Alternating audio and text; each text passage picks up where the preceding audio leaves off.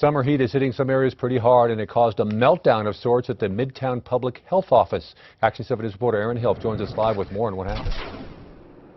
Shelley and Doug, now the air conditioning stopped working here Friday at the health office here near the corner of Manal and Carlisle. Now, fortunately, the AC is back up and running this evening, but not before it caused some headaches for both employees and for patients.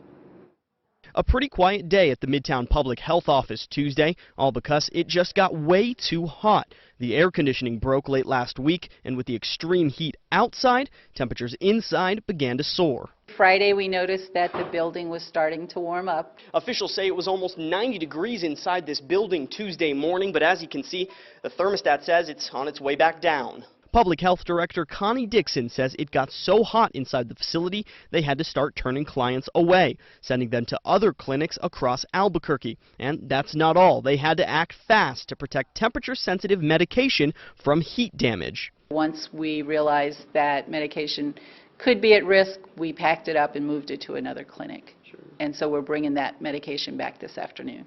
Dixon says employees at the facility were given the option to tough out the heat or go to another office for the day. And she says while it was a burden on clients, people were able to get the help they needed at other locations.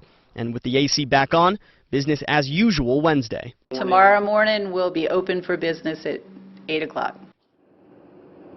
The building is owned by the county, and they say a compressor broke, which is what caused this indoor heat wave. Now, luckily, the system is under warranty, so contractors came out here today and fixed it at no extra cost to the taxpayer.